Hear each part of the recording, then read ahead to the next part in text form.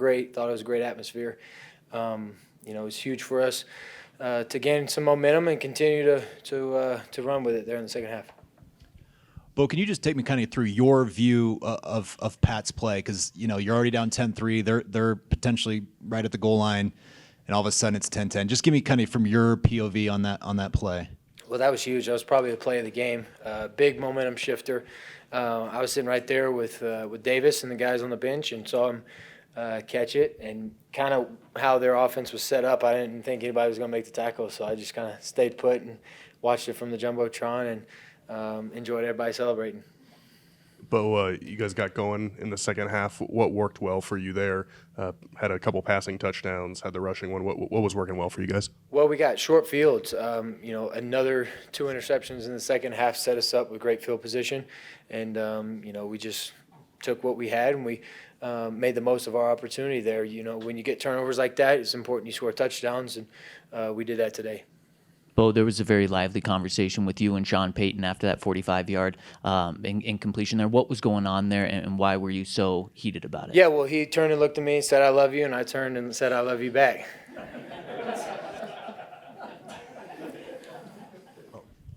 Bo, Payton mentioned about the play, I guess, to Troy Franklin that would have been a potential touchdown. It flipped. Could you take us through that? Was Troy Franklin meant to get the ball, or or it was someone else? Well, it was a simple play. We had it flipped. He wanted it to the boundary, and we just kind of got confused there in the huddle.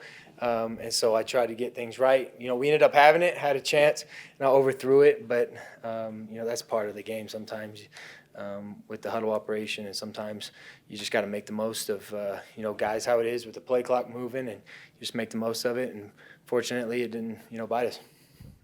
Bo, I know you're probably derailed on your chance to talk to Troy by your, enthusiastic chat with your coach. But unlike talking to a vet maybe after a tough drop, because Troy and you have the history you do, what kind of conversation do you have with him once you all get settled? Well, I wouldn't put that as a drop on him. That was probably a 60-yard ball that he had to track down and catch, and the fact that he got to it when I overthrew it was pretty impressive. But those are ones that you watch on Sundays, and sometimes you just miss. But it was good for him to get his first catch on the over.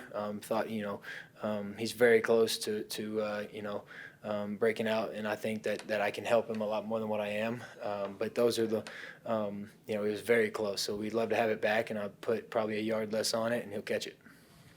Bo, Coach said with a smile that you still have some Ferris Bueller in you. Do you know that character from the movie? Yeah, I've watched the movie. But, I think, it's funny. And that literally, I think, explains the situation, that we're just out there with, great competitive intensity and fire, and we can have those conversations and move right back along and score, another few touchdowns. It doesn't bother us. Do you like that character? Yeah, I think that movie's funny. I think it's a great movie. I've only seen it a handful of times because it's kind of old, but I think it's good. Bo, you're wearing a Elway throwback. What did 1977 and all that stuff mean to you? How did you connect with everything like that? Well, growing up is my dad's favorite quarterback. So, being a Bronco now with everything that he's done to lay this foundation for the guys that come after him and can play quarterback at a high level, and with my dad, that history, him being my dad's favorite player, it's just two guys that have put me in a situation to go out there and succeed. And so it was a great day to kind of pay tribute to those that came before you. And, I had it in the closet and wanted to put it to use. Last one, Brandon. Bo, you said you understood the rivalry. You've been in some big rivalries, but until you played in it, you wouldn't really understand it. So seeing the fans with everybody back in the alum, snapping that win streak, now do you have a better sense? Yeah, it was huge. You could definitely tell during the game, the intensity. It was very high. Both teams were playing hard. It was a physical football game going back and forth there at the beginning, and then I thought our crowd kind of helped us in the second half. They were huge, and that's what I was expecting. Coming here, that was outstanding, and it's huge when you can get a home field advantage like that. I think it does affect the other team. It kind of has to. There's a lot that goes into noise and your communication from the away team. So I think that was huge, and I definitely expect that moving forward. We give them something to cheer about, and they're loud the whole game. So that was really good to see. Thank y'all. Thanks, Bo.